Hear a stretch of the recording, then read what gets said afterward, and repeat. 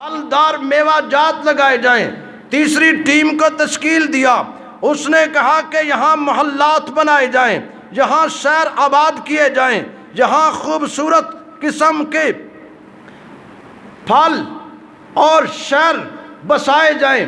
ارباب ذی وقار 3 ماہ کے اندر اس جزیرے کو شہر کی صورت میں تبدیل کیا گیا، خوبصورت محلات بنے ہوئے، وہ درندے سارے مار دیے گئے، وہ علاقہ سارا جنگلات کی صورت جو پہلے رکھتا تھا اب وہ بہترین آبادی، شہر اور بہترین چراغوں سے جگمگا اٹھا۔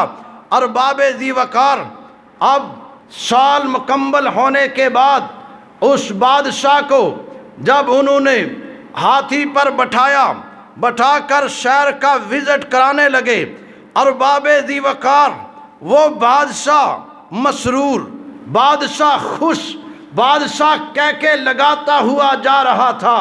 لوگ اس سے پوچھتے ہیں، ارے بادشاہ سلامت، آپ سے پہلے جتنے بھی بادشاہ تھے سارے جاتے ہوئے رو کر جاتے تھے، آپ ہنستے جا رہے ہیں، خوشی خوشی جا رہے ہیں، اس کی کیا وجہ ہے؟ اس نے کہا کہ جو پہلے گئے ہیں انہوں نے جزیرے کا احاطہ نہیں کیا ہے، میں نے جہاں جانا تھا میں نے اپنے جانے سے پہلے وہاں اپنے لیے اپنے محل کا اندازہ میں نے کر لیا ہے، پارک بنا لیے ہیں، اس جنگلات کو میں نے بہترین محلے میں تبدیل کر دیا ہے، ان کھنڈرات کو جہاں انسانوں کی کھوپڑیاں ہوا کرتی تھیں، انسانوں کی ہڈیاں بکھری ہوئی تھیں، وہاں بہترین خوبصورت قسم کے محلات اس نے تعمیر کر دیے۔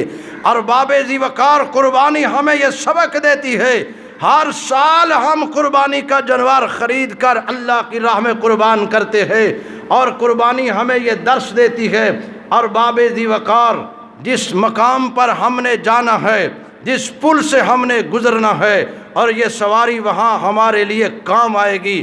ارباب ذی وقار یہ قربانی کا جانور جتنا اچھا ہوگا پل صراط پر اتنی ہی سواری ہمارے لیے اچھی ہوگی۔ میرے مسلمان بھائی توجہ کرنا، اللہ رب العالمین پیارے پیغمبر صلی اللہ علیہ وسلم کو قربانی کا حکم ارشاد فرماتے ہیں، قل کہہ دیجئے میرے پیغمبر، ان صلاتی و نسکی و محیای و مماتی للہ رب العالمین،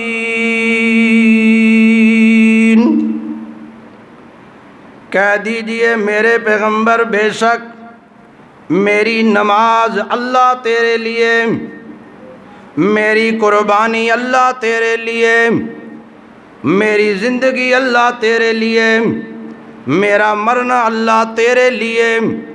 سرکار دو عالم صلی اللہ علیہ وسلم نے یہ پیغام دیا امت کو، انسانیت کو، کیونکہ آقا علیہ السلام جو قرآن لے کر آئے وہ بھی عالمگیر، اور پیغمبر بھی عالمگیر، اور شریعت بھی عالمگیر۔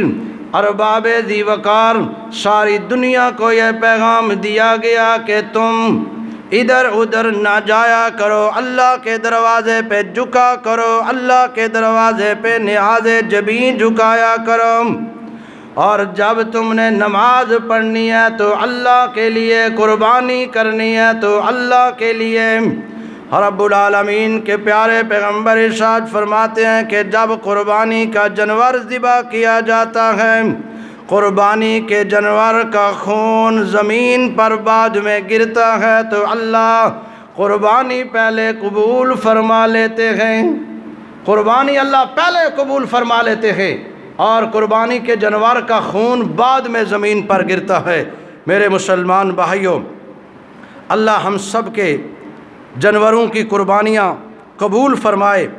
اور آگے ایک مسئلہ اور بھی ایسا کہ خصی جانور کی قربانی جائز ہے، خصی جانور کی قربانی کرنا درست ہے، اس میں کوئی مذائقہ نہیں، اور قربانی صرف اور صرف اللہ کی رضا کے لیے کی جائے، کہ اللہ ہم سے راضی ہو جائے۔ اور ہمارے پیارے پیغمبر صلی اللہ علیہ وسلم راضی ہو جائیں۔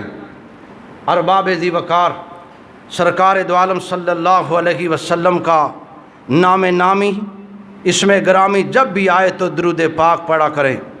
درود پاک آپ پڑھیں گے، سرکار دو عالم صلی اللہ علیہ وسلم کی شفاعت نصیب ہوگی، اور ایسی شفاعت کہ جس کے متعلق اللہ نے قرآن کریم اور احادیث مبارکہ کے اندر حکم ارشاد فرمایا۔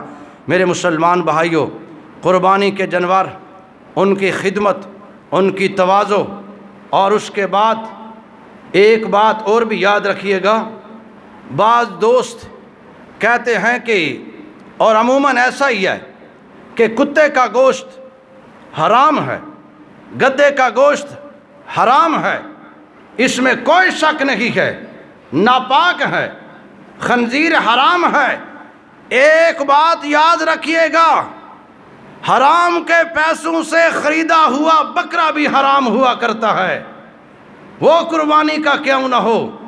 حرام کے پیسوں سے آپ کچھ بھی خریدیں گے وہ بھی حرام ہوگا، وہ بھی ناجائز ہوگا، وہ جائز نہیں ہو سکتا۔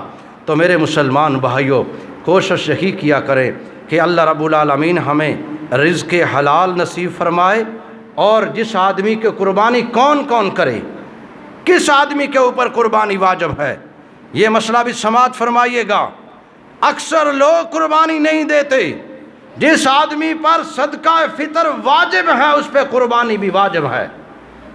چاہے کسی مفتی صاحب سے پوچھ لیے گا، کسی اور مولوی صاحب سے پوچھ لیے گا، قربانی جس آدمی پر صدقہ فطر واجب ہے اس پہ قربانی بھی واجب ہے، اس کے لیے قربانی کرنا ضروری ہے۔ تو میرے مسلمان بھائیوں، قربانی اللہ ہم سب کی قربانی قبول فرمائے، اور یہ حضرت آدم علیہ الصلوۃ والتسلیم سے لے کر قربانی کا سلسلہ چلتا آیا۔ حضرت ابراہیم علیہ الصلوۃ والتسلیم نے تو اس کی مثال قائم کر دی۔ انشاءاللہ العزیز عید کے موقع پر حضرت ابراہیم علیہ الصلوۃ والتسلیم کی قربانی کا وہ انداز آپ کے سامنے رکھوں گا۔ اللہ ہم سب کی حفاظت فرمائے، اور اللہ رب العالمین ہم سب کو صراط مستقیم پر چلنے کی توفیق عطا فرمائے۔ اللہ رب العالمین ہم سب کو نیک اعمال کرنے کی توفیق عطا فرمائے، دین سمجھنے کی، سمجھانے کی، اور دین کے اوپر اللہ ہمیں عمل کرنے کی توفیق عطا فرمائے۔ ارباب ذی وقار، آج جتنا مسلمان کو سمجھانا پڑتا ہے اتنا غیر مسلم کو نہیں سمجھانا پڑتا۔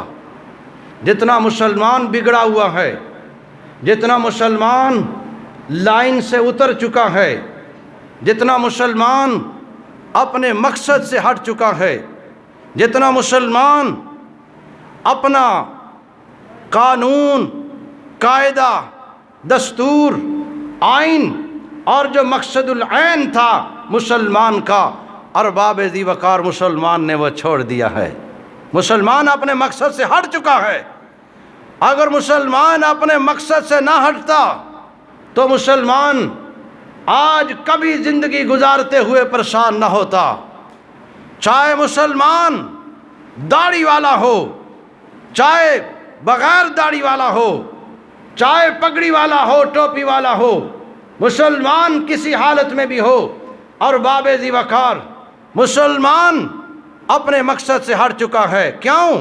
مسلمان کا ایک ہی نظریہ ہے، پیسہ آنا چاہیے۔ مسلمان کا ایک ہی مقصد ہے کہ ایک نے کوٹھی بنائی ہے، میری اس سے بڑی ہونی چاہیے۔